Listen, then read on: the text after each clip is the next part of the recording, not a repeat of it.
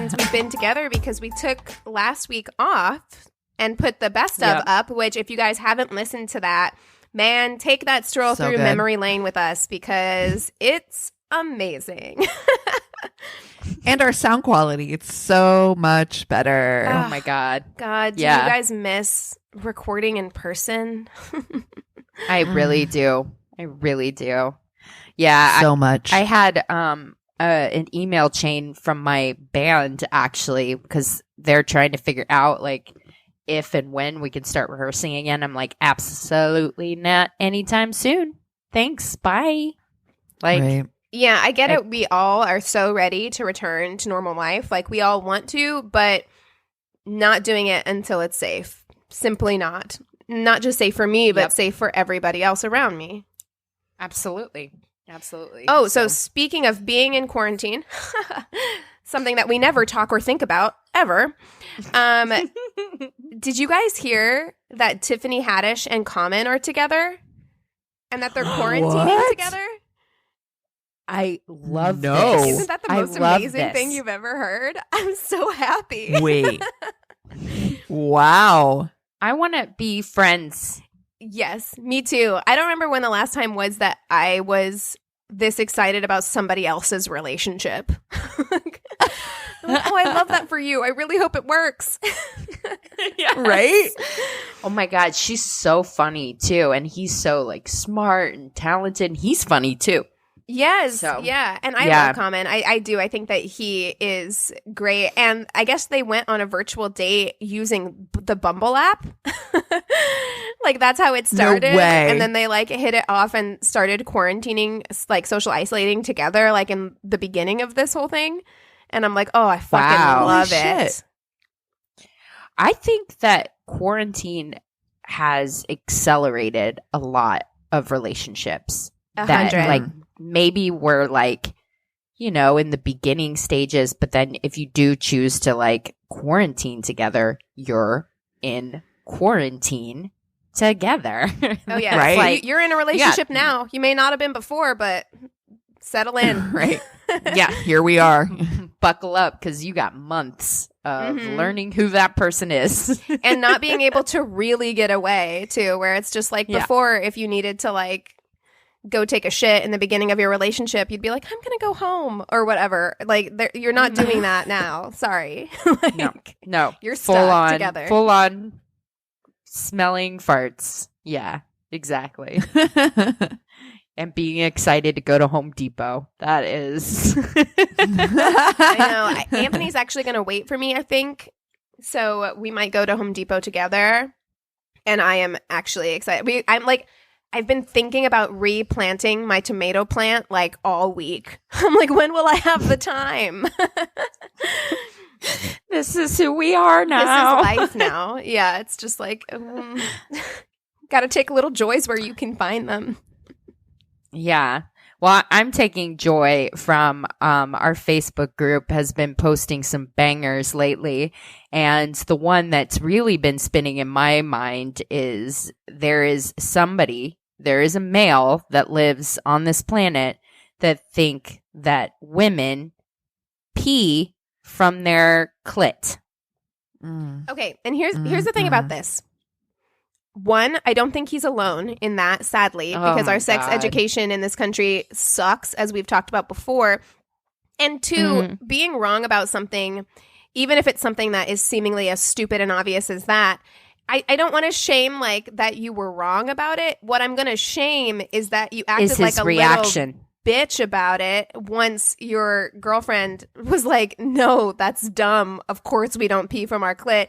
He broke up with her because she made him feel stupid. What? He broke up with her. What? So she wrote a Reddit post about this, and she's like, am I the asshole for saying, like, she didn't even really call him an idiot. She was just like, this idea is idiotic, essentially. And he left pissed off. And then she wrote later, she's like, update. Well, he broke up with me, so. Wow.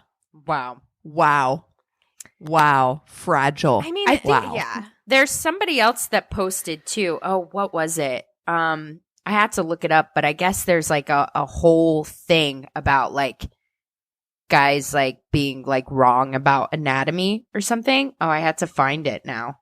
I think Leah posted it and it was just brilliant. I was like, well, there goes my productivity for the day because I'm going to have to look at all of these things. But yeah, just like people, it's almost like that conspiracy theory shit where I'm like, I get really interested in people's crazy ass ideas. It's fascinating to me because I'm like, why do you think that? I mean, where did that come from? It's okay to be wrong, but if only I had the confidence to just say it with my chest out like that. You know what I mean? Where he's like, yeah, girls pee from their clit. I'm like, wow, that's bold of you to speak authoritatively on something you have absolutely no real knowledge of, clearly.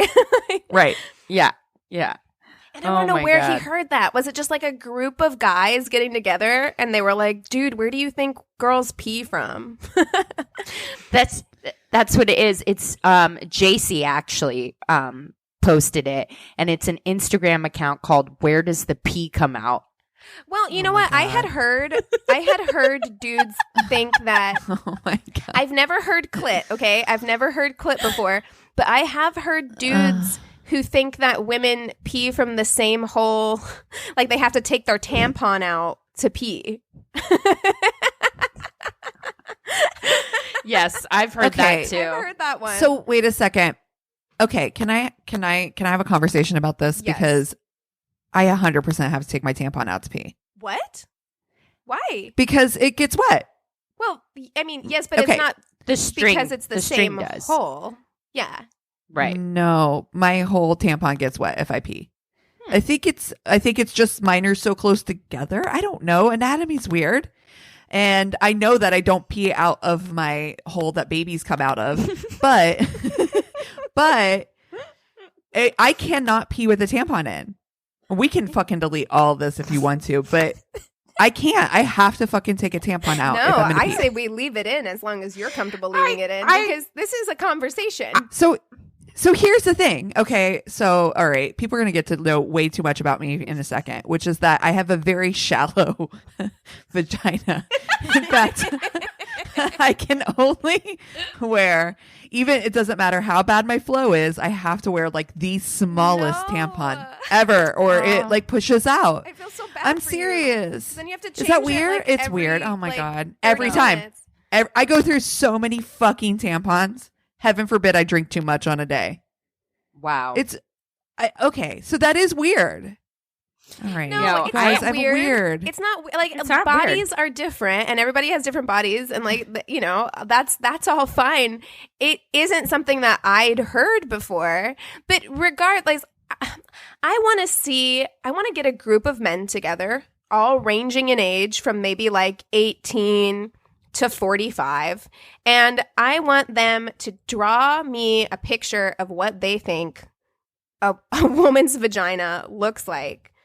And what they think everything is for. Because there's this idea that women that they fuck in the same hole that they pee in the same hole that they like do everything Your else urethra in. is And not I'm like, that big. Yeah, and like we're not flatworms. yeah, do you think women have one hole that everything comes out of? Wait, you guys don't poop out of your vagina too? Oh, okay. Hold on. Pause. Because we also need to have a conversation about the thing that was posted in our Facebook group about the guy going off about women's assholes and vaginas being too close to each other and how it's a physical God. flaw. Okay. I'm just like, oh my God. Did you guys Buddy. see that one? Yes. No. And I was like, Man. eye roll.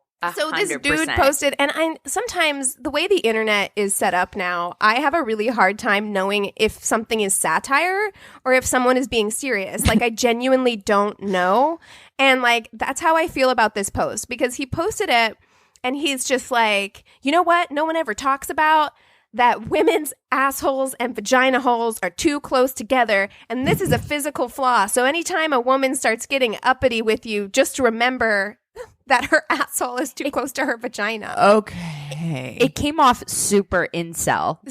Super.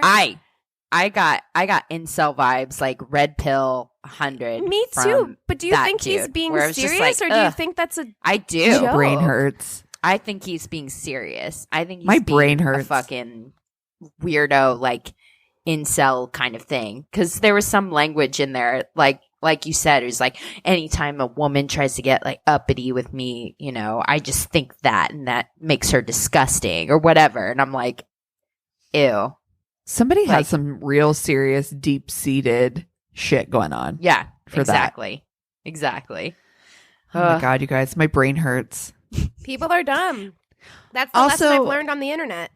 People are dumb. I'm today years old learning that not everybody has to take their fucking tampon out to pee. No, I feel typically don't. real weird about this. I typically don't. Me either. My vagina is not the shallow end. It's the deep end of the pool. So I feel like everything in my body sits super low in that area. It's weird. no, I mean, no, it's not, dude. I watch a lot of porn. Vaginas look different. There's vagina for there's a dog for every Beth. There's a vagina for every woman. And they're all different, and we don't pee out of our clits. And that is something We do not. nobody beautiful. does. That's a fact. Everyone's vagina is beautiful. But it is a solid fact that we do not pee out of our fucking That is. clits. Yeah, so if you take anything away from this episode, it's that we do This not lesson. pee out of our clits. Our urethra and our vagina are not the same. We're separate. Somebody commented, I think, on that thing where they were like, this guy I was dating like started aggressively rubbing my urethra. Urethra. Yes. And I was like, I literally, No. my vagina Shriveled like, right up. because I've had that. Have That you fucking ever? hurts. Oh my God. The amount of inexperienced men that I have let touch my vagina, and oh my God, they just It's not right. rub around down there all willy And nilly. sometimes really hard too, where you're like, Really why hard. are you pushing so hard? Are you trying to break it?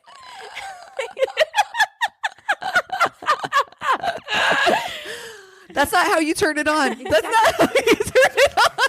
They're like, smash that button, and I'm like, I wish you wouldn't. I know you're not playing Street Fighter with my vagina. Stop it. That's the wrong button. This isn't some sort of like combo that you need He's to like do. A B left right, A B left right, A B left right. No, ma'am. X X X X X X X. That's not how this God, works. though. It's like bringing just a flood of memories back, dude. Some people's idea of foreplay. That's part of Street Fighter foreplay. That's the name of this episode. Street Fighter foreplay.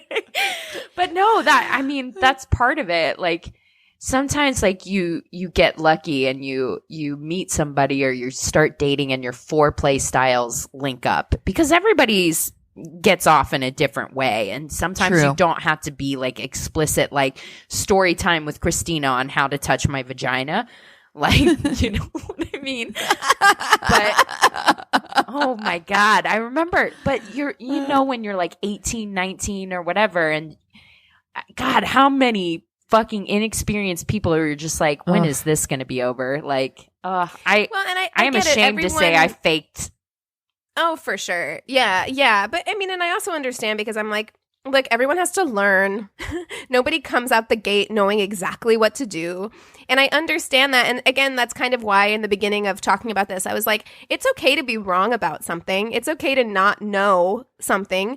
Yeah. Because likely that wasn't your fault. It's like we have a shitty sex education system here.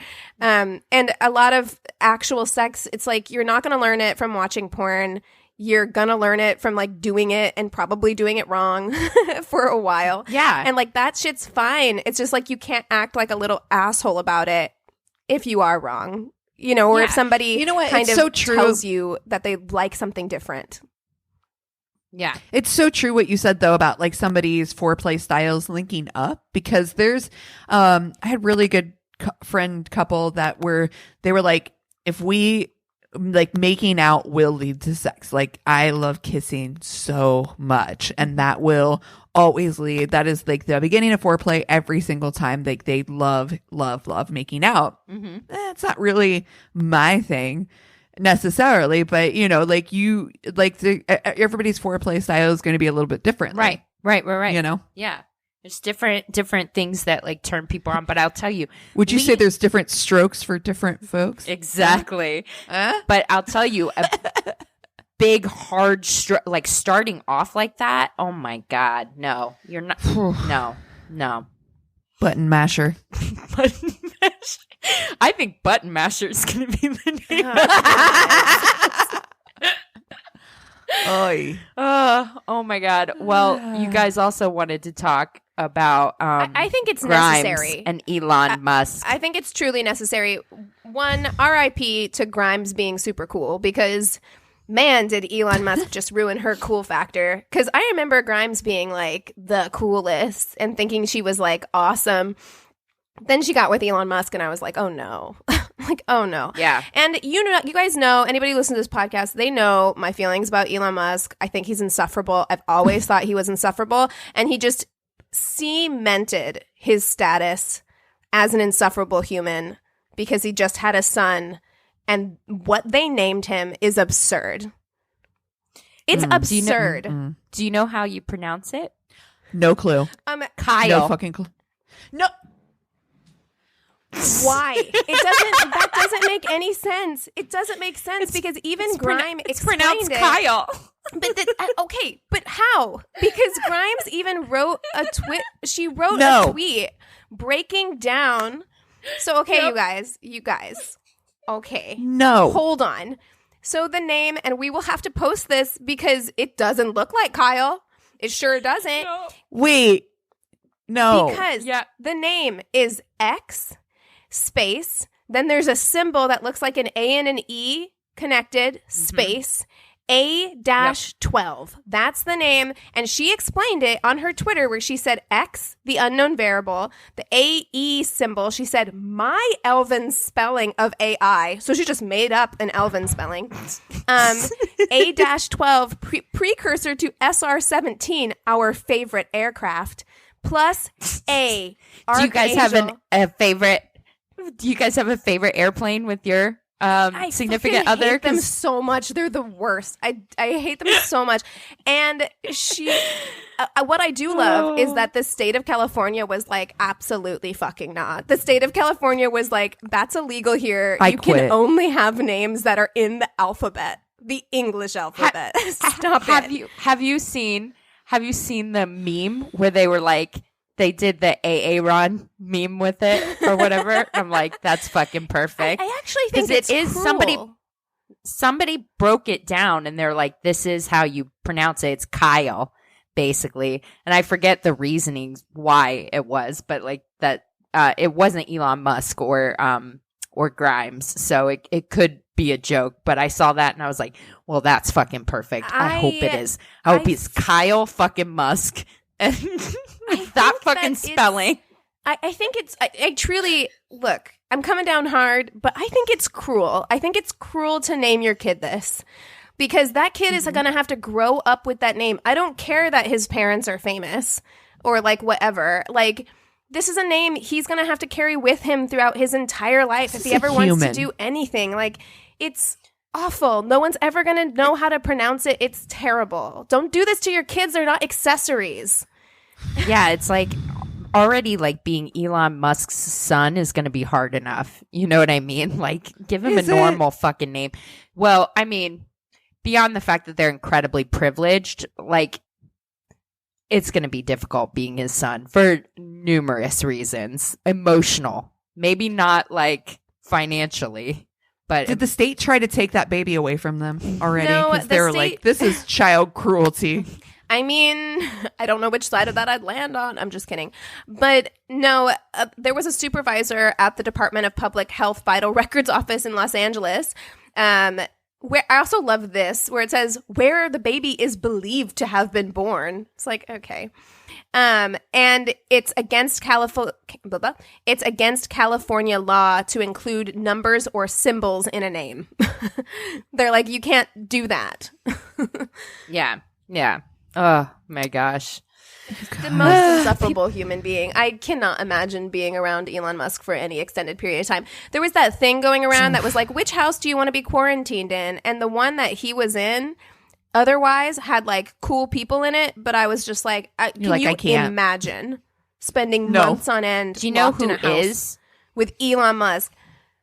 Do you know who is happy about Elon Musk and Grimes' baby's name? Apple. Fucking Gwyneth and Coldplay dudes. She's like, my name's not so weird now, is it, motherfuckers? Yeah. You thought Apple was crazy? Well. Yeah. Well, you know, there was Moon Unit Zappa well before an Apple, so. That's true. Well, yeah, and there was like Peaches and Trixabelle, who were, what's his face's kids? Bob Geldof? So. Peaches. I would be a Peaches all day. I actually know a Peaches. Sign me up for a Peaches. I know you could pull that off. I want to be Peaches. Boy. Who should we I hate that. Fuck, marry, kill this week? You want to do Street Fighter characters? I don't know any of them. I'm not familiar enough. I actually have an idea. Okay, I have an idea. Okay. Feel free to shoot it down. But I was watching, Anthony and I were like, let's put on something just fun to watch. And so we put on Tremors. Okay. I love that movie. I forgot. That movie is ridiculous, but that's what makes it fun. It's a cult classic because it's insane. But I forgot. I saw that in a drive-in. Yeah, it's totally a drive-in movie. P.S. Why haven't they revived drive-ins? They said right they were now? going Exactly. to. And I don't know. I'm just like, I saw that It's they the were smartest move right they now. were going to do that. They should if they haven't already. But Yeah. I forgot that Reba was in that movie. mm-hmm. Reba What? is a Reba goddamn McEntire. national fucking treasure. I thought she was Yep. so fucking cute. And I thought she was actually Love really her. good in Tremors. Yeah. And I started thinking, I'm like, why don't we do like old school classic country artists? Because I think Yes. Nice. Reba was just on the cusp, like right before country turned pop. Yep. So she's Yes, still solidly yes. in that like country category, and I loved her, and I still love her. I think she's amazing. Love her music. Yeah. Isn't Kelly same. Clarkson Willie fucking Nelson. Kelly Clarkson is her daughter-in-law. Fun fact. Oh, that's Oh. right. I did know that. she's Yes, married I did. to Like, her son. mhm. Oh my God, how fun would it be? Isn't to his name go? like Rhett or something like that? Huh? I don't know. Isn't his name like Rhett or something? I don't know. Fun. I don't know. Wouldn't it be Anyway. fun to go to like a backyard barbecue at Reba's house? Come on. Yes. Oh yeah, You know, she's got great quality meat. Yeah. I bet you And she's Reba- the best mother-in-law. Oh, Reba makes like the only coleslaw that I like. I don't know. There's something Mhm. about the way that she does it. I just know in my heart that she makes good it's those coleslaw. celery seeds. And there's Yeah, something there's about some her. There's something about her accent that, because sometimes you can get certain accents Endearing. that grate on you. I actually find her accent, her Southern accent, is comforting to me. Like, Oh yeah. It's her sweet. Southern accent sounds Like Dolly Parton. like- yeah, and Dolly Parton. It's like their Southern accents sound like biscuits and gravy. You know what I mean? And I'm Ugh. just like, oh, Okay, so Dolly Parton, straight up, when she talks, if I close my eyes, it's my grandmother's voice I hear. love it. Dolly My Parton is the grandmother- best. My grandmother has the exact same accent as Dolly Parton. And when I listen to her talk, I literally can hear my grandmother where's your speaking. grandmother from?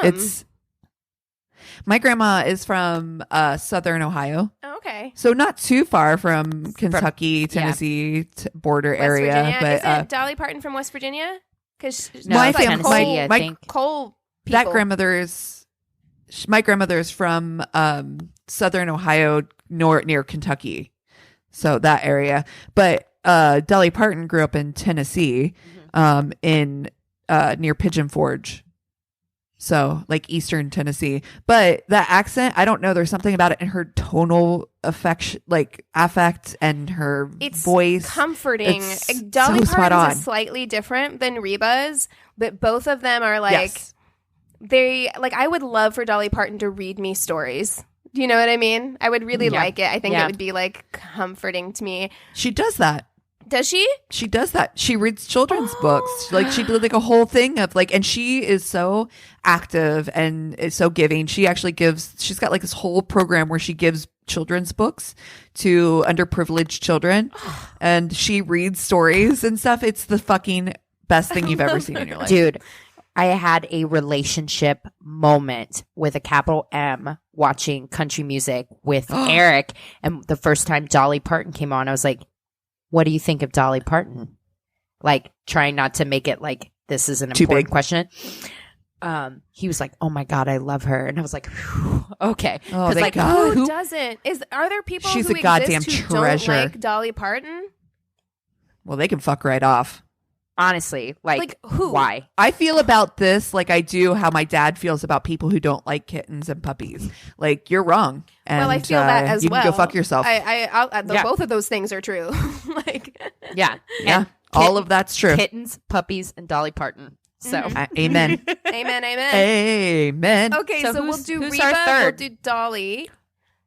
Oh, I want to do Willie Nelson. Absolutely. That's your Fine. pick then. Willie Nelson. I love Willie Nelson. He's a goddamn treasure. Fucking braided brother. God, that voice. I think this is He's a hard so special. one. This is a really This hard is a one. He's hard so one. special. We're gonna have to friend. Who do you who do you kill? Oh, really, Christina? Okay. Really?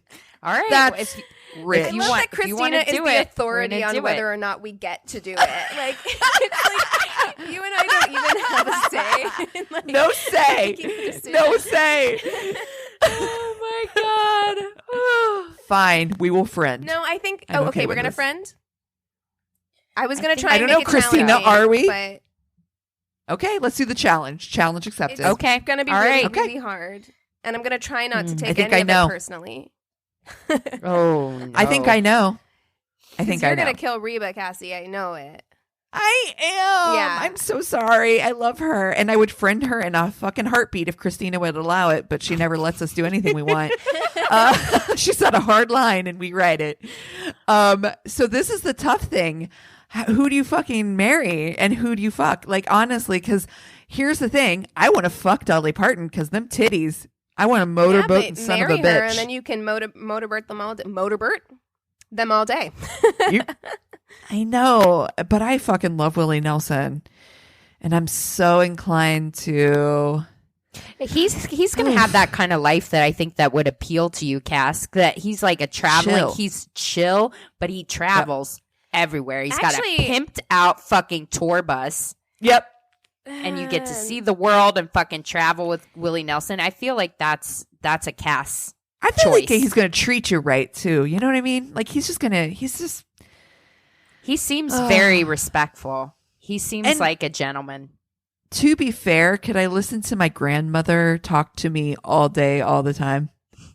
I mean, I love my grandmother, but that would be weird to be married to. her. Yeah, I have to Voice. say, like, a fucking Dolly Parton actually is something that I don't really want to do. Like, I like Dolly Parton a lot. I just want to motorboat them titties. That's it. I don't even want to motorboat. motorboat them. I just want to lay my head gently in her bosom, like, and let her just like stroke my hair. That's what I want. And just softly sing to you. Yes, Oh. yes, that's what I want. But Can yeah, I have I that? have zero urge to fuck Dolly Parton at all. Mhm. Yeah. Um, Yeah. which makes this really difficult. Yeah. Because I can't kill Okay. her. No. You If you can't do. do it. I wish we had done Friend. I don't know why I talked us out of it because I don't know what to do now. Mm-hmm. Mm-hmm. Well, Yeah, well, I killed I'm Reba. gonna I don't want balls- to talk about that. I'm gonna balls up. I'm gonna marry Reba. I'm gonna marry Reba because there's something Killing about Willie. something strong and like a big backyard, a rancher life, like a homestead life. I Oh, feel yeah. like it's very appealing. And Me too. we're going to have a big old family and fucking y'all will live down the street. Y'all come over. We're having a barbecue. Like, if you live with Reba, you live in a house that has a lake that has one of those swings on a tree that you swing into. And I'm like, that sounds great to me. Yeah. Also, her house Reba has a porch all the way around it. Reba has a man, but Reba doesn't need a man for anything. Right. Like, Reba grills her own steak. Yes, ma'am. Reba can like fucking ride a horse and like go fucking like ranch cattle or do whatever that shit is. Work a lasso or whatever. Yeah. Reba's self-sufficient and I like it. I just feel like we would have fun, like, drinking whiskey and talking shit. It'd be fun. I am going to fuck Dolly Parton because motorboating, yes, and because, like I said, I think it's gonna be sweet though. It feels wrong to say fuck Dolly Parton because I feel like it's gonna You're gonna make love. It's gonna be making love, which I know grosses Cassie out, but it grosses me out. I fucking hate that phrase. I know. I know. But it's just like what you said, like she's going to start stroking my hair, lightly singing and stuff. And then just like things are going to progress from there. But there it's are not candles. No button mashing with Dolly Parton. She is not a button masher. No. For sure. Oh, no. It's going to be like delicate. Yeah, for sure. Yes. Yeah. I agree. I mean, okay. I almost spit my LaCroix out. I know I said that I don't want to have sex with Dolly Parton, which I stand by, but I can't kill her. And I want to marry Reba for all the reasons that you already stated. Because I just feel like my life with Reba would be the best for me and like my lifestyle. So, sedentary. Yes. Laid back. Laid back. Yeah, that's right. And I feel like please, Reba, it's going to be more laid back than Willie and all that weed. But here's the deal about that, though. I love Willie Nelson. Love him. I would just braid his hair all day. But I have to say, weed. While I'm starting to develop more of a appreciation for it again in my life, it still is very hit or miss with me as far as like causing me to have a panic attack. Like it gives I don't me, enjoy it at all. It gives I don't me like anxiety, weed. And so for me, I don't think I could. To me, honestly, the weed part of it is the part of it that makes it is the biggest turnoff for me with Willie. Just for my lifestyle, I can't be around it that much, or I'll have a straight up panic attack. So. I'm gonna have to kill Willie. You killing Willie? I don't want to. I don't want to. It breaks my heart. You know. We've talked about country music, that documentary, like a billion times. But you know who I came out of that show really, really, really loving, and completely George Jones. Oh yeah, Old Possum. Yep. Fucking forgot like how much of his music really was such a part of my childhood. Like I love his music. I forgot. I love Ken Burns, honestly. Oh, so good. Just like anything. So, whew. Well, you guys want to take 5 and we'll come back with stories? Yeah. Sounds good. Awesome. Today's episode is brought to you by Best Fiends. Life can be busy and overwhelming, and sometimes I just need a break. Lucky for me, I have Best Fiends.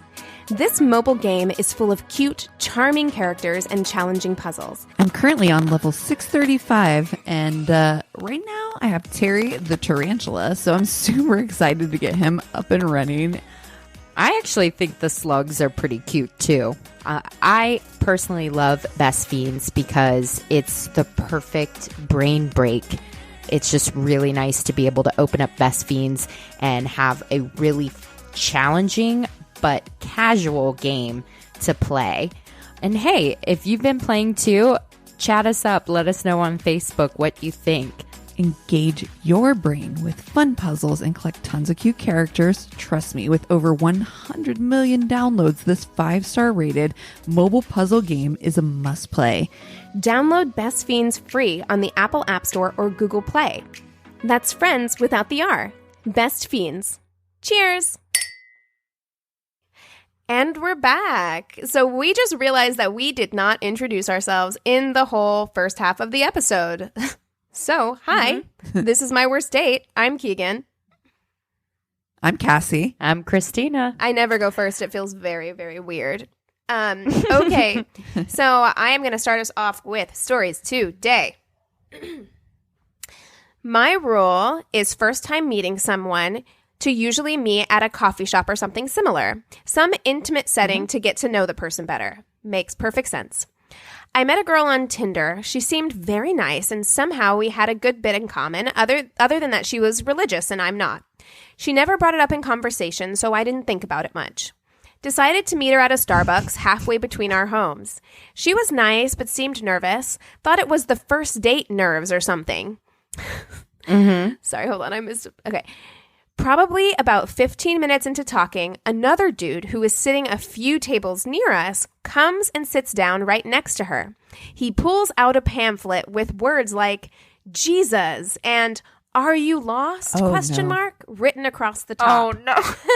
You're like, yes, I'm going to go find where I should be, which is not here. I'm like, so, sir, bye. are you lost? Why are you sitting at my table? Like, go away. Right. I'm super confused at this point. I tell the guy, no thanks, and that we didn't have time to hear about this. She then begins to tell me that this was her friend and that they wanted to talk to me about where I was in life and how Jesus can help. Oh no, this is so the worst wrong. pyramid scheme ever. It sucks. I hate it. It sucks. Don't look, do your ministry or Don't fucking trick whatever, people, but don't trick anyone. Yes, That's right. That's right. And if they say no thanks, then you say, okay, have a blessed day and move on. Okay? Oh, I just don't like anyone pushing anything on me. It's that whole like, don't tell me what to do, Keegan. It's I have that big time too. I'm just like, I don't like it. Well, and I didn't sign up for this. I didn't mentally prepare for this. I mentally prepared to go on a date. And also, like, I don't know. I just think it's extra shitty because it's like you're already in a vulnerable situation when you're on a first date. Like, why would you do this to somebody? Yes. I think she mentioned something about how today's youth is being corrupted by online dating and how we're straying from God's light. I realized then that I was in a religious intervention because they met through online dating. God. So she is tricking these people on these apps and then bringing them in and being like, you should really not be on these apps. Jesus wouldn't approve. Oh, no. You don't know that. God. You don't know that. You absolutely don't know that. Stop speaking for Jesus. Right. Yeah, exactly. I think Jesus would have a good time on Bumble. Look at the people he hung out with, man. That is what I say all the time. I had this whole conversation with Anthony the other day because, okay, I'm not going to get into all that, but I'll talk to you guys about it later. But I was having this conversation with him the other day, and I was like, it's so frustrating because the Jesus that you read about in the Bible is not at all the Jesus that is presented through many of his followers. And that's difficult because it's like, through yeah, Facebook. This dude hung out with like tax collectors and sex workers and, you know, he actually seemed pretty chill. Yeah. Okay. I was pretty freaked out. I think all I said was something to the effect of, this is fucked up, then stood up and left. She texted me later to tell me that she was there for me when I was ready to hear God's word. Oh, thank you so much, Bethany, but no thanks. Bethany. Oh my God. No. Oh my God. Woof. Yeah, I told you I connected with a guy, but like that was the deal breaker for me was how religious he was, which is like you're allowed to have differing opinions, but there's some stuff that is it's not just a different opinion, it's a different way that you live your life and you look at the world. Yes. That's just a different worldview. I mean, and yeah, you're exactly right. I will always stand, like, have your beliefs 100%. If that's something that is important to you in your life, I think that that's isn't great. harming other people. Exactly. Because I definitely don't feel that way for people that are out there fucking sharing that pandemic video. Oh. It's like, sorry, but you know what I mean? It's like, you can have your beliefs as long as they're also not hurting other people or putting people at fucking risk. You're right. So, yep, I agree. But yeah. Anywho. So I got mine from Reddit. Okay. So I met this guy on OkCupid. He was fairly cute. Conversation flowed nicely, and we ended up meeting at a park for a little bit where we went on a walk and just talked about ourselves and life in general.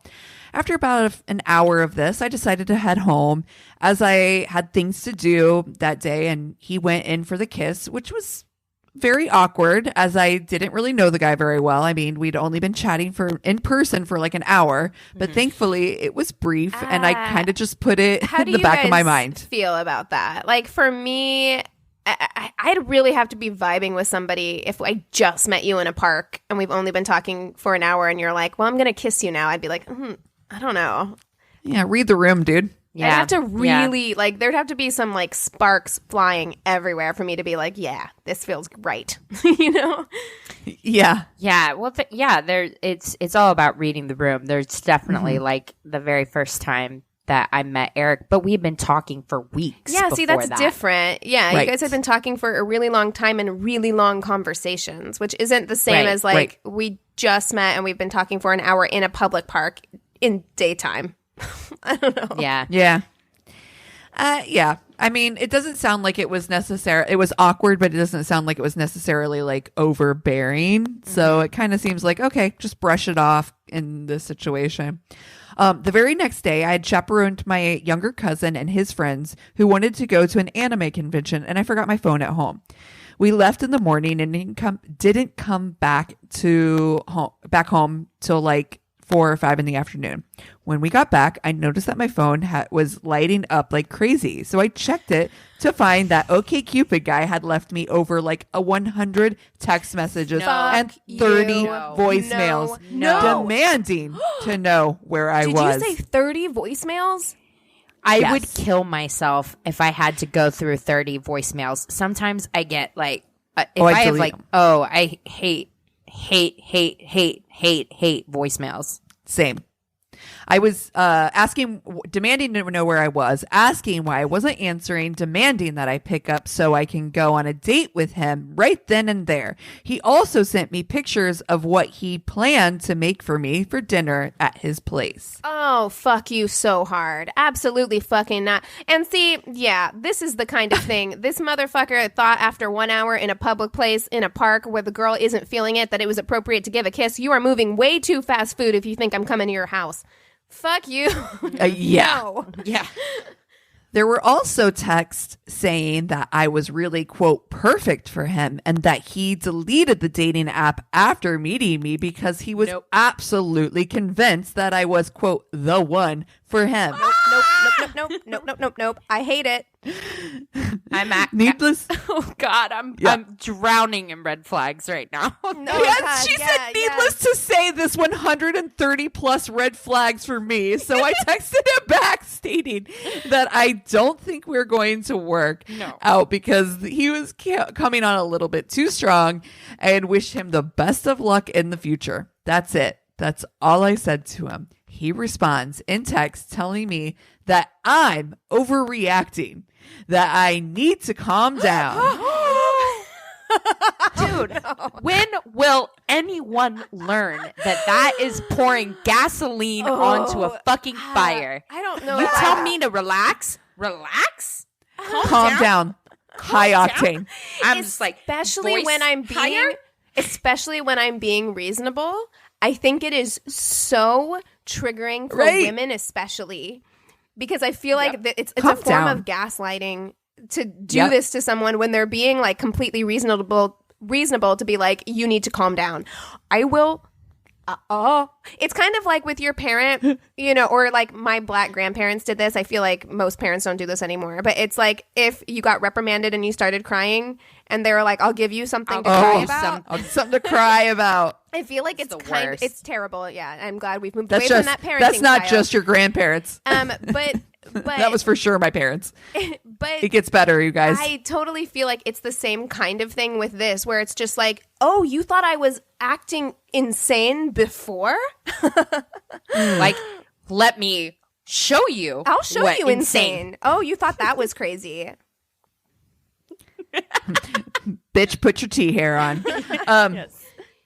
At this point, I was more than done with this entire interaction. So I didn't respond, and thankfully, for whatever reason, he didn't push the situation until 6 months into dating my ex-boyfriend, whom I met after. While in bed with my then boyfriend, I get a text from OkCupid guy that reads, quote, "I've found someone better than you. Delete my number." Like, oh, honey. Okay. You know what you do then is you take a picture of your boyfriend lying in bed next to you and you're like, deleted, bitch. Like, I've done. What the fuck? Be like, you weren't even important enough to delete. Yeah, like, I didn't even think enough of you to block you. Yeah. I know I still have fucking people in my phone or whatever. I'm just like, who fucking cares? Who cares? 6 months from now, Christina, 6 months from now, getting a text from the guy you dated before Eric being like, hey, you can delete me. I found someone better than you. What it means is that he still thought about you enough to. I know. Like, you realize that makes Which you is the weaker weird. party. You spent 1 hour with this person. Yes. 1 fucking hour. And I'm just like, oh God, I hate when people do that shit, because I'm just like, all this proved was that you were still thinking, you're so hung up on me that you texted me 6 months later. Yeah. Wow. Could you? I fucking pray this happens to you, Christina. I pray that somebody you went on one date, like messages you and like 4 months from now, because you and Eric have been going out for a while. Yeah. And it's just like, hey, I met somebody better than you. You can delete me. You know who it'll be? Cool. It'll be Stabler. Yeah. Oh my God. Who you dated like 2 years ago. Like, what's happening? It's going to be him. I can feel it. Oh, okay. Are you guys ready to get furious? Oh, God, okay. I don't know. Great. Most bizarre date I ever went on. Met a funny, cool, handsome engineer on Match.com. Our schedules aligned a week later, and we scheduled a meetup at a wine bar on my side of town. He texts me on his way to say he would be late due to a traffic stop. He received a ticket. I told him no worries. I'd have a glass of wine waiting for him. Classy. He finally arrives 30 minutes late. He sits down, says, "You look pretty," takes a sip of wine I'd ordered for him, goes, "Well, this is crap," and wildly motions for the waitress to come to our table. Wow. Oh, no. That's such, like, you can be like, oh, you know what I mean? Like, I don't particularly like sweet white wines, but like someone offered and got you something, like you're basically just like shit all over them. That's the very first thing you're going to say to them. It's so rude. Well, this is so crap rude. Is such a rude way of saying I don't prefer this. What an asshole. Right. You could literally have so easily said that. You could so easily say a number of things that aren't offensive. And or if you're like me, just finish the glass of wine and then order what you want next time. How bad could it possibly be? Right, exactly. It's free fucking wine. So drink it and be nice. Shut the fuck up.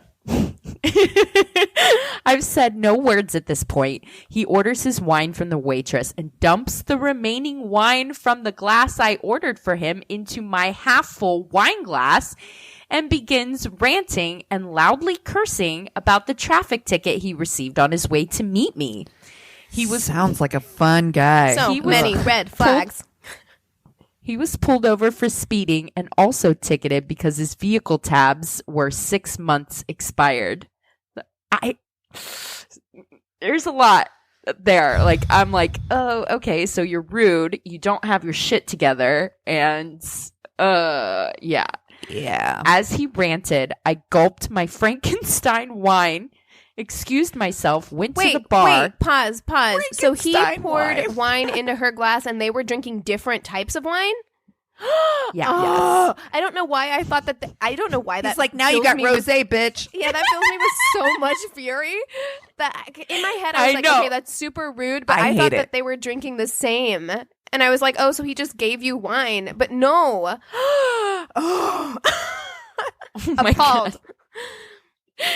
So I paid for my wine and thanked him for his time as I passed by the table on my way out. I hopped in my car, headed to my favorite karaoke bar to join friends. After 15 minutes Christina, later, did you write this? I was just about to say that. Like, no, I love this person. She was just like, just paid her tab and was like, this isn't working. Bye. And Yeah. So about 15 minutes later, my ex-date walks in. He had followed me to the karaoke bar. He made a beeline to the table where I was surrounded by friends and boldly claimed he needed to speak with me outside. Oh, motherfucker. Are you kidding? Motherfucker, you know what? Try would that. You try that come. shit with our friends. We will ruin your life. We will ruin your life. I actually almost wish this bad date happened to me just so I could see what you guys would do. I want to see. Could you see Emerson?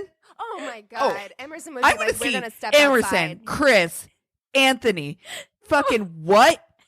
Fucking, I'm sorry, And I'm what? sorry, you came into want her a what? house. Not only is this Yes. her family, because these are her friends, this is her house. Because we have Yeah. one like that. We have a karaoke This would have been bar the that's end of the our story. bar. And I'm like, if that happened and all of our friends were like, you guys need to get this person out, the establishment would kick that person out. Fuck you. Oh, okay, I'm so ready. Continue. Girl. Okay. Okay. Sorry. Okay. Sorry. All right. I responded, I'm going to say this once. You need to leave. He said, not until I spoke with him outside. As he stood at our table, I texted the karaoke DJ and the bartender. In less than 2 minutes, 2 beefy linebacker bar regulars emerged from the back area and escorted my ex-date out of the bar. He stood outside the door for a moment, staring at me, and left. I finished the evening with my friends, left my car at the karaoke bar, and spent the night at my friend's home. I'm like, smart, right? She's Very like, smart. he fucking followed me to the bar. Yes. Like, what else Good is job. this motherfucker capable of? If he followed you Also once, concerned he'll about follow my you car. again. Yeah. 5 a.m. the next morning, I began receiving texts from him. He wanted me to know I owed him an apology. And despite how rude I was, he still liked me and wanted to see me again. Oh, thank you so much. What a piece of shit. Oh, okay. Also, I have to say that the lesson learned from this episode is immediately block these motherfuckers' numbers. Like, do it as soon as the date's over. Immediately. Yeah. You don't need to hear from them again. You At don't owe 5 shit to a.m.? shit. I'm sorry. At 5 in the morning?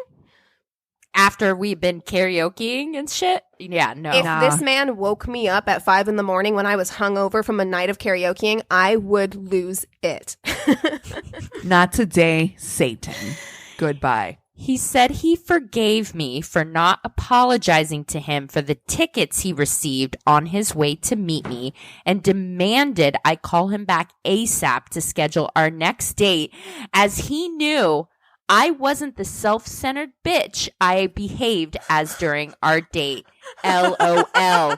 Yes, he added an LOL and a smiley face with kiss hearts. I hate this motherfucker. I hope he never so hard. ever got with anyone ever again, because like this person I want to call his mother. Oh, this person is dangerous, because like this person is dangerous. Like these kinds of reactions and insulting her like that saying that she's a self-centered bitch with like XOXO kissy heart, still expecting to get his way. Like, oh my God, I'm sweating. I'm gonna need your mother's phone number right now. Exactly. You know what? I bet you his mommy is one of those women who's just like, my son can do no wrong, and that's why he's that. And I'm sending you the receipts, bitch. She goes, I blocked him and went back to sleep. The end. I'm like, good smart. for her. There it is. Good for her. Good ending. Don't give him any fucking response to that kind of thing. Because those people don't fucking try to engage or get into an argument or anything. The best fucking thing you can do is just block. Ugh. I had to read that story because I was like, oh my God, did this happen to me? And I wrote this story and I forgot about it. But yeah, I was like, also like, wow, I would love for somebody to come into my fucking house and try to like do that shit in front of you guys. Cassie is right. I mean, like that is full. We're in full. I wish a motherfucker would territory. Like, I wish. Are you kidding? Like, I wish. That's part of why he must be dangerous. Is because like he has so little self-awareness to know that like you came into my house with your chest out. You're gonna die. You in danger. Yeah. Oh, I don't think so. Okay. Girl, the amount of heavy breathing you're going to have to mute off of my track. I apologize. You were heated. I am furious. I have the fire and rage of fury. Fury in my bones. I didn't even know I had this much pent-up rage. I feel like maybe the choir is doing this to me. Yeah. My Aries is coming out, but I have rage. There's been a thing going on, like a thing going around Facebook that's like everybody has one line from a movie that they say constantly, unironically in their life. And I think that mine is flames. Yeah. I like from Clue where she's like, flames on the side of my face, heaving flames. And I feel that anytime I get like enraged like that where my body gets hot, I'm like, oh, flames. Mine are dogs and cats living together, mass hysteria. Okay. Well, mine's now going to be you shit in my house. You shit on my house. I love that line is you shit on my house. It's so fucking funny. And so listeners, if you don't know what we're talking about, join Patreon because our next Crazy in Love Patreon movie review that we do is Can't Buy Me Love. And that is a line from that movie. So good. Yes. Okay. Are you guys ready? Yes. For Crazy in Love time. So I hope it's not as enraging as that last No, story. it isn't. Oh, it totally isn't. So I feel like I need to continue with my YouTube recommendations. So I will open this by talking about that. So Cassie and I have been listening to the podcast Noble Blood, which I've talked about many times on this podcast, and it's great. We love it. She's doing a series right now where like every 2 weeks, I think it's a bi-weekly podcast, they do an episode on King Henry VIII's wives.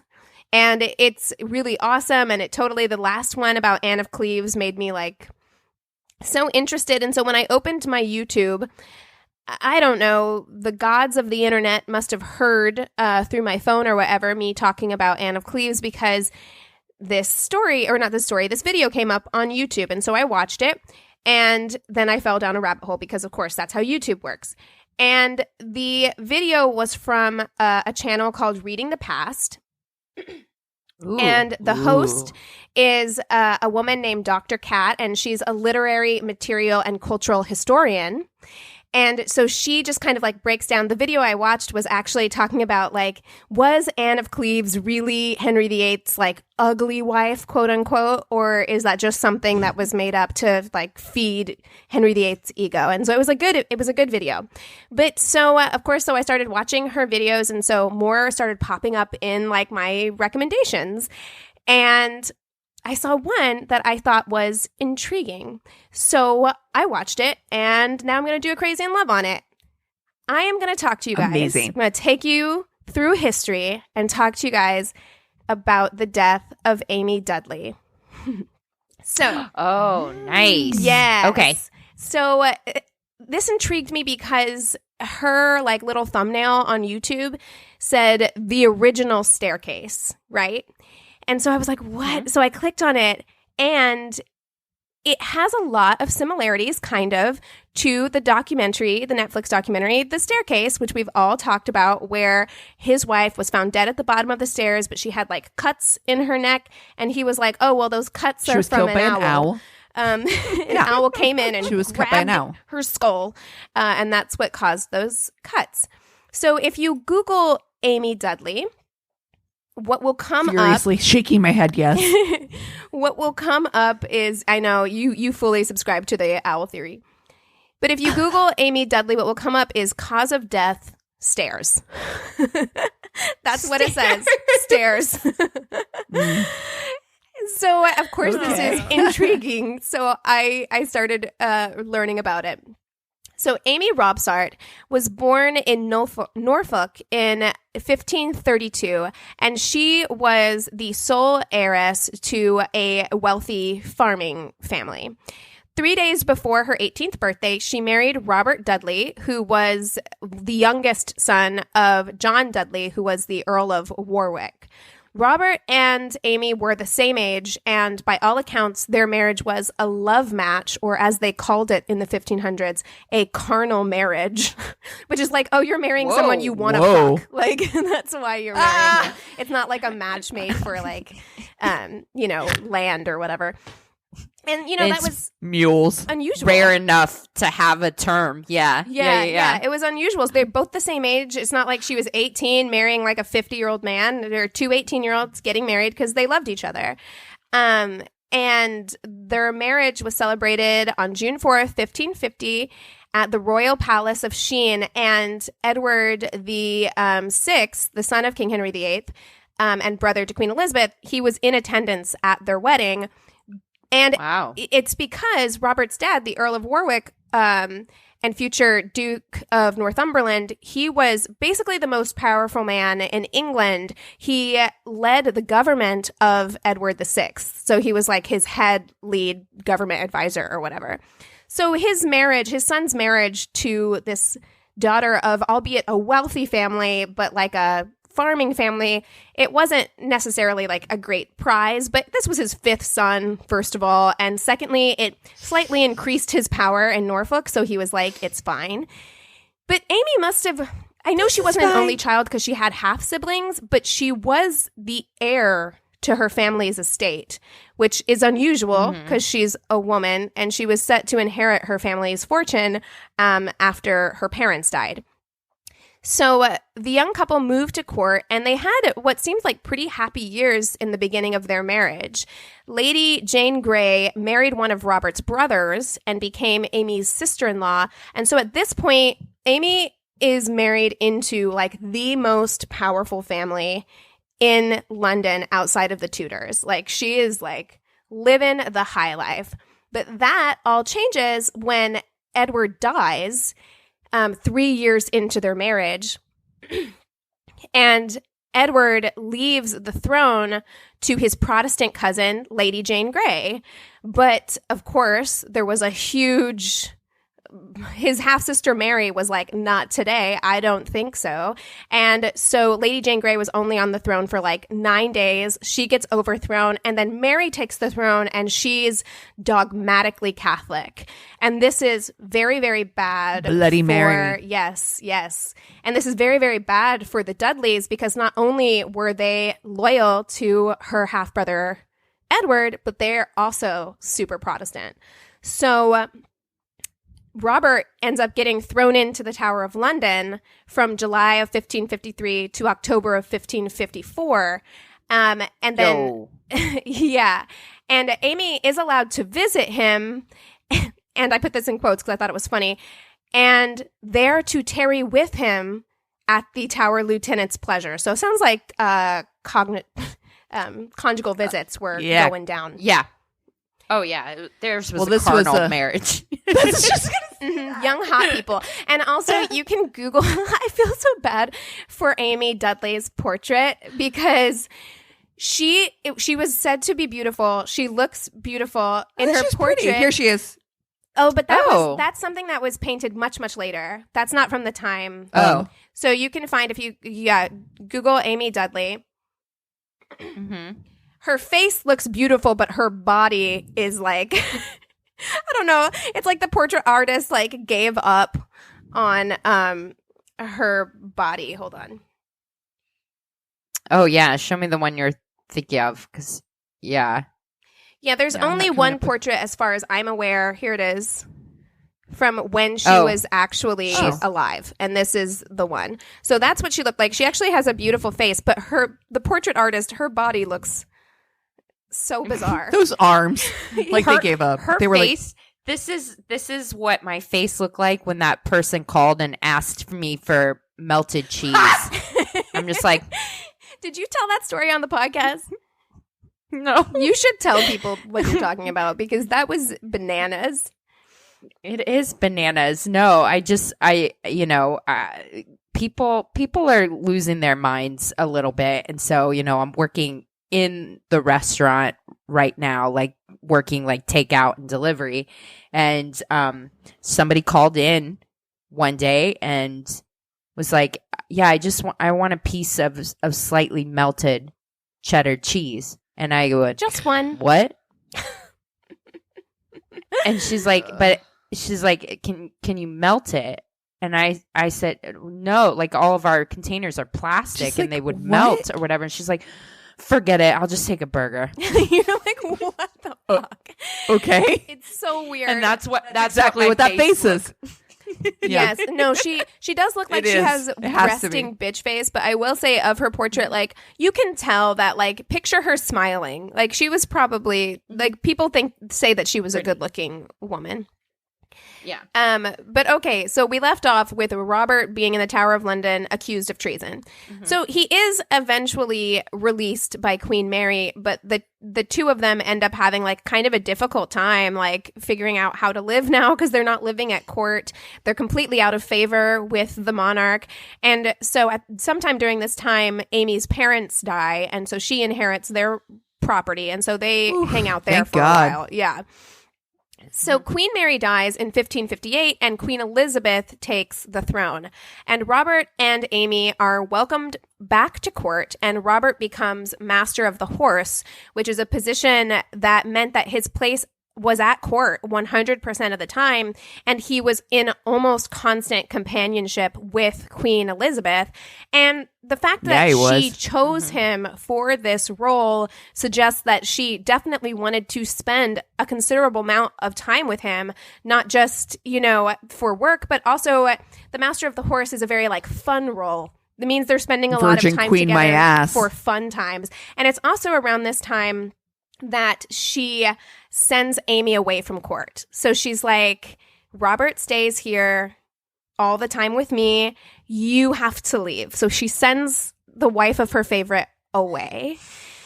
And by April of 1559, Queen Elizabeth is like fully in love with Lord Robert. Like everybody notices it. Everybody talks about it. In fact, several diplomats reported that some at court had already speculated that the queen would marry him, quote, in case his wife should die. As Lady Dudley at this point was very ill. And a lot of the evidence points to like what might consider to be like modern day breast cancer. Like she had pain in her breasts. She had difficult time eating and things like that. And Elizabeth was becoming extremely possessive of Robert. So not only did she send Amy away from court, but she hardly ever let Robert leave her side, even to visit his sick wife, who, I already said that.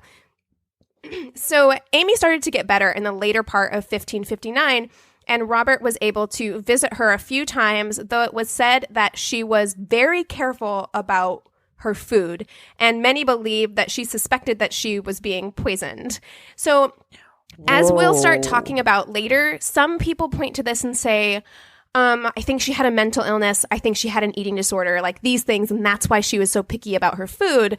But a lot of people think that she thought she was being poisoned, and that's why she was so careful about what she ate. By the autumn of 1559... Yeah, here, I will say, like, as a woman, we all know when another woman is trying to move in on Make our a man. move. We know. Yes. We know. And if We're not stupid. that other woman is the queen of fucking England, The most powerful person. the most powerful person in the world, Mhm. of course you're going to be fucking concerned about your food because you're like, this bitch is trying to move in on my shit. And Right, the and- only way that she can is if I'm dead. Right. You know? Yeah, which we'll talk about that a little bit later. But yeah, like she couldn't really marry him if he was divorced. He couldn't divorce his wife and That's then right. marry the queen. So if Queen Elizabeth wants you out of the way, you know, like I'd be fucking worried too. I'm worried about my food. Yeah. Yeah. So, by the autumn of 1559, several foreign princes were vying for Queen Elizabeth's hand. I mean, she's the most powerful woman in the world, like you said, and she's unmarried. So, and they were like, and this is very well documented, that people were very like upset about the fact that she had very little interest in any of these foreign matches. Mm-hmm. We're fighting over there's that guy. Robert. There's Robert. The Spanish ambassador and his imperial colleagues were informing each other and their superiors that Lord Robert was sending his wife poison, and that Elizabeth was only like leading them on, basically so that she's biding time until Amy Dudley dies so that she can marry Lord Robert. And this is actually a quote from the Spanish ambassador. It says, "Keeping Lord Robert's enemies and the country engaged with words until this wicked deed of killing his wife is consummated." So that's in writing. Like he like wrote that, Wow. that like, they're Wow. like, I think that they're going to take out Amy Dudley. That's how much of an open secret their relationship was. In March of 1560, this same ambassador informed Philip II, Lord Robert told somebody that if he live another year, he will be in a very different position from now. They say that he thinks of divorcing his wife. And after this, so Lady Amy never saw her husband again after her visit to London in 1559. So it goes like a year between like that and when she dies, or like almost a year, where she doesn't see her husband at all. Amy was pretty. Everybody was like, she's beautiful. And Elizabeth was extremely jealous. And it's pretty well documented that Queen Elizabeth was also very vain. So this was not good. And even when she had allowed Robert to visit Amy, she commanded him to tell her that nothing happened between them when he returned to court. So he'd have to come back to court and be like, "Don't worry, I didn't fuck my wife." Wow. She sounds great. In December of 1559, Amy moved into her relative Anthony Forrester's place at Cumnor Hall. She received enough money from her husband to run her household largely on her own, complete with 10 servants, and Robert would send her gifts regularly. So it almost feels like he's trying to placate her, or he knows like that he's behaving badly, because it was very unusual for a wife to be in control of finances, basically. Like he would send her allowances and to let her spend it however she wanted, which was unusual. On Sunday, September 8th, 1560, there was a fair in Abingdon, and while all of her servants were off at the fair, Amy, when they came back, Amy was found dead at the foot of the staircase at Cumnor Place. Robert Dudley was at Windsor Castle with the Queen when his wife died, and he heard about this, and then he sent his steward, Thomas Blount, to open an inquest. But by the time his steward got there, an inquest had already been opened. And so they started questioning the servants, and the servants were like, okay, so there was some odd behavior. Amy demanded... Something weird did happen. They're like, it was a little weird. Amy had demanded they all go to the fair, which was extremely unusual for a lady to be left alone without servants. And a lot of them protested this. They were like, you need people here, because we're used to being in our homes alone. But at the time, that was extremely, extremely unusual. Extremely unusual. So when they would argue with her about this, and they were like, someone should be here with you, she got angry. They're like, she got progressively more angry and told us that, like, basically she's a grown woman, she can make her own decisions, and all of us need to leave the house, which is strange. Not only did she ask them to go to the fair, she forced them to and became indignant and enraged whenever they said they didn't want to go. Right. When they interviewed Lady Dudley's maid, she said that she thought that Amy's death was not murder but an accident, and unfortunately her words went on to unintentionally paint Amy as being somewhat unstable by 16th century standards, because she stated that Amy was a godly woman who would sometimes be heard on her knees asking God to deliver her from her desperation, which people took to be like, what does that mean, you know? Despite this, her maid was certain that Amy's death was not a suicide, though it's clear that Robert Dudley Stewart felt otherwise. The coroner and 15 jurors were given the task of examining Amy's case. The jury's foreman assured Robert Dudley, Wait, so time out. So what this book presupposes is that she threw herself down the stairs. Exactly. That's how I feel too. I'm just was like, the best option to throws suicide? themselves down a flight of stairs? But I think, yes. With all the options of the world. I think that one just seems to trying maim you. to establish that, like, well, she was mentally unwell, so maybe it doesn't make sense to us that she would throw herself down a flight of stairs, but maybe it made sense to her. I think is kind of what they're trying to, like, push, but it really doesn't make sense, and it will make less sense as we move through this. So allude. There was a coroner and 15 jurors, and the jury's foreman told Robert Dudley in a letter that for all they could find out, it appeared to be an accident. Robert was relieved to hear that this was an accident, but he also suggested that there be a second investigation, quote, for more knowledge of the truth, and that this investigation should include any available friends of Lady Amy's and her half-brothers, both of whom he had ordered to Cumnor Place immediately after Amy's death, but nothing came of that proposal. So he was like, I want to have a second investigation, and they were like, no, one's enough. So the coroner wrote a Latin inquest report, which you can see. They have it in the Reading the Past episode, which I just think is so fascinating because it's like an old-timey detective report. I love that. Totally. His verdict was that Lady Dudley, quote, being alone in a certain chamber, accidentally fell precipitously down the adjoining stairs to the very bottom of the same. And she sustained 2 head injuries, kind of like on the back of the skull. One, the depth of a 1/4 inch.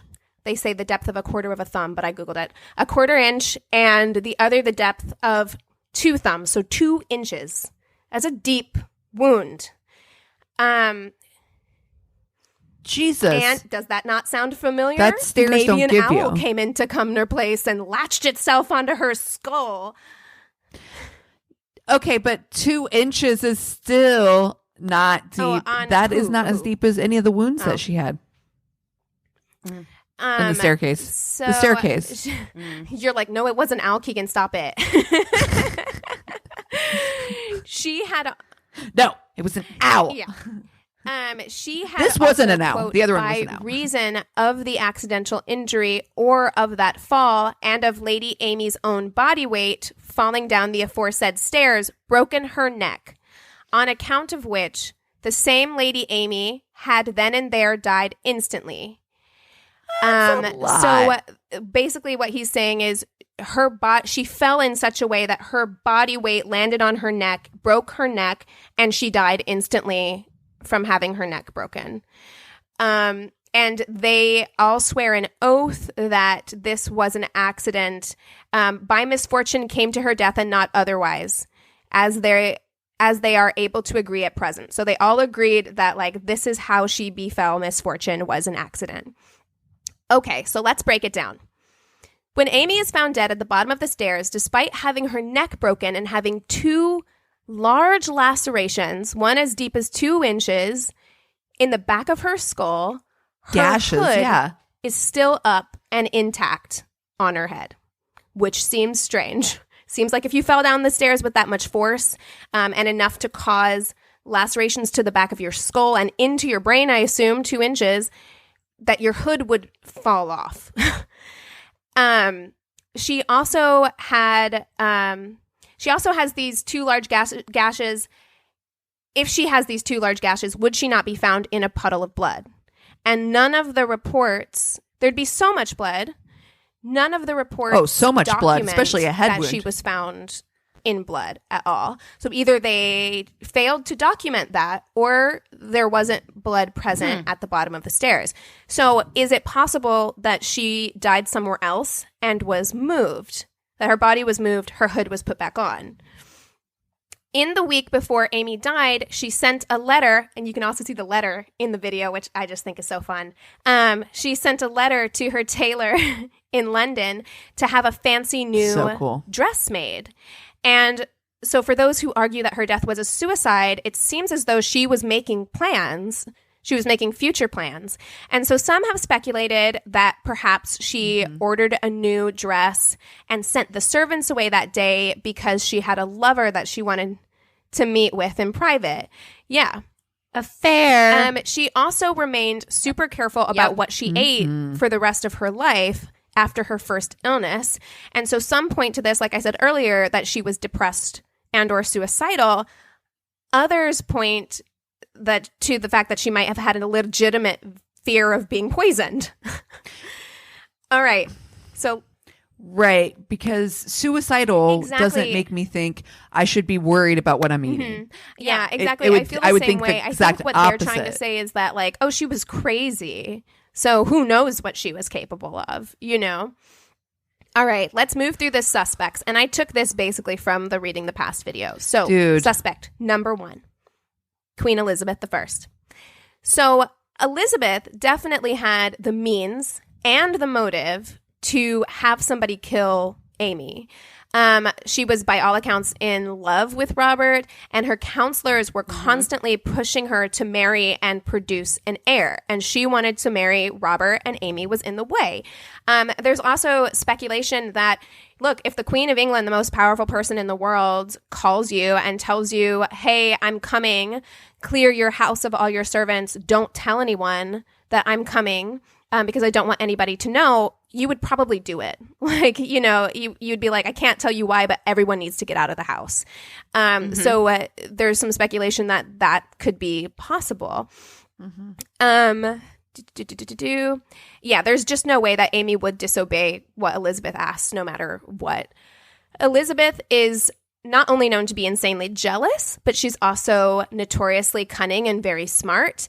And as we saw throughout her reign, she was absolutely capable of deception. It's part of what made her such a successful monarch, especially as a woman. And if she wanted Amy out of the way, there's no doubt in my mind that she would have been able to find a way to do it.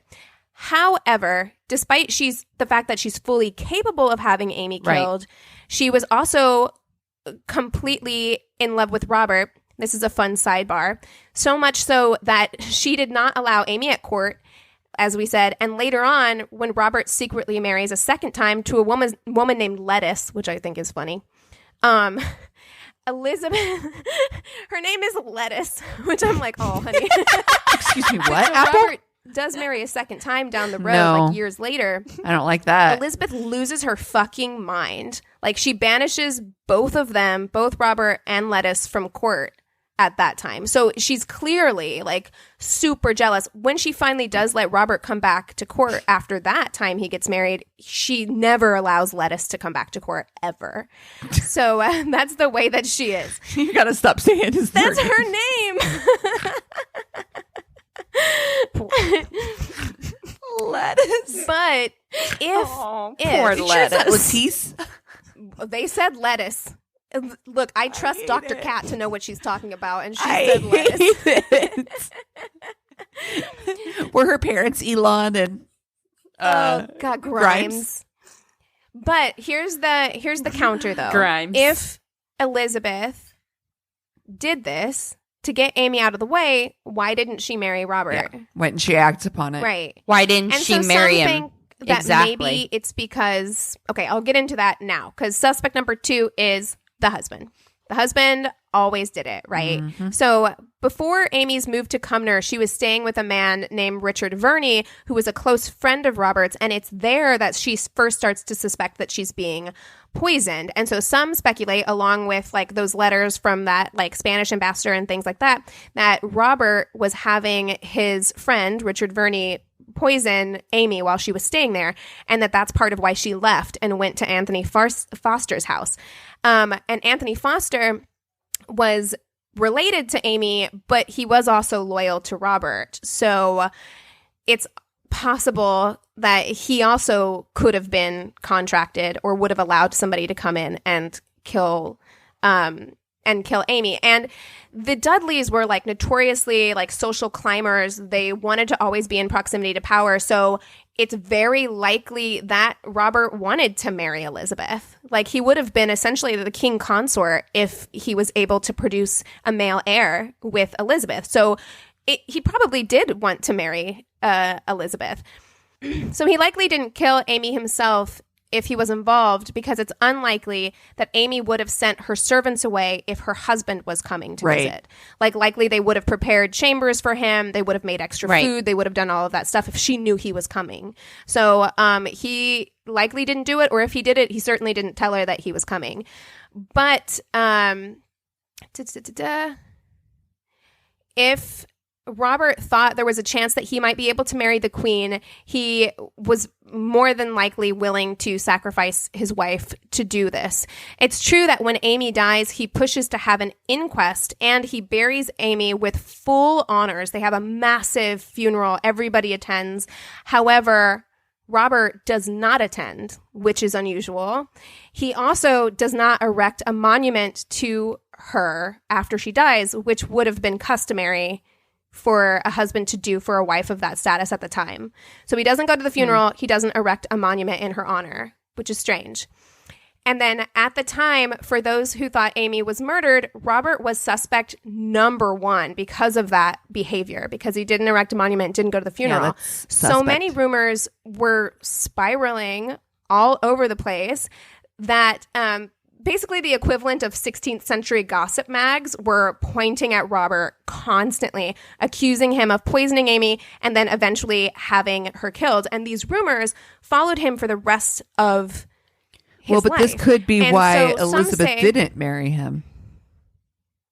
Exactly. So some say that if Elizabeth and Robert had planned this death, if they had managed, that they had been trying to kill her using poison, and if that had happened, it would have been untraceable. Things would have been fine. It wasn't working because Amy was too careful about what she ate. So the two of them decided to have her killed. But then the fallout from that, it was too much. She couldn't touch him then because it was too much drama, which leads us to the final suspect. Yep. Suspect number 3, William Cecil. I'm so glad it's not lettuce. So William Cecil...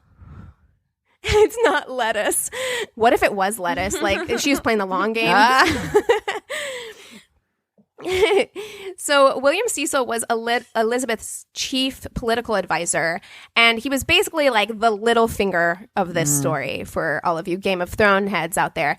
He has people working in almost every noble household in England as spies. So he absolutely has the means, the power, and influence to have Amy killed if he wanted her killed.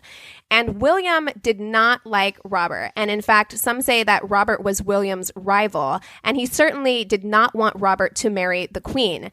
So is it possible that William knew the controversy that would happen if Amy died in this violent manner, and that people would suspect Robert, and that this would keep Elizabeth from marrying Robert? It's far-fetched. That's too convoluted, yeah, and it's too risky. Do you know what I mean? It's too risky because if he had killed her, and like, what if Elizabeth was like, "Fuck it, I want to marry him anyway"? Do you know what I mean? That's so possible, it's just but too much of a risk. Fear was, or this theory is that the fear was that if Robert and Elizabeth were working together to poison Amy, he was worried they were becoming too close to being successful.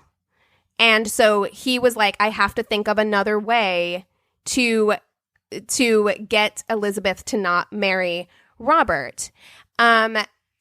because he knew that this would follow him for the rest of his life, and it would eliminate him as a match for the queen. And he's like the prime minister. So like, just like Elizabeth, if he called and was like, I'm coming to Cumnor, clear your household, she probably would have done it. And his presence, because he was traveling so much, wouldn't be missed at court in the same way that Elizabeth or Robert's presence would have been missed. And so then you have to ask, like, is he capable of having done something like this? And it does seem as though he thought that he knew what was best for Elizabeth and acted on her behalf more times than just this. For instance, later in her reign, Elizabeth signs the death warrant for Mary, Queen of Scots, and gives it to Cecil with explicit instructions not to act on it until further notice. So here's her death warrant, but don't act on it until I tell you to. So he calls a secret council and decides to act on the warrant. And Elizabeth's cousin Mary was executed before Elizabeth even knew what was happening. And she was enraged. She was furious, but if he thought he knew better than Queen Elizabeth, or she didn't know like what was best for her, he acted on her behalf often. So if he thought Robert Dudley becoming king consort was a threat to the realm, he may have acted on that. I see that, but I agree with Christina. That's a real gamble. I mean, you're throwing the dice hoping that this scandal is enough to push Elizabeth away, and that I agree. And it's a real gamble. Elizabeth is, and she's also very powerful. Yeah. So I feel like you're also taking the gamble that she won't be able to squash this rumors, controversy, which she doesn't squash it, whether she's capable of it or not, she doesn't. And it does follow Robert for the rest of his life. I agree. I think it's Queen Elizabeth. I think so too. That's my suspect. But okay, so did Amy kill herself? No.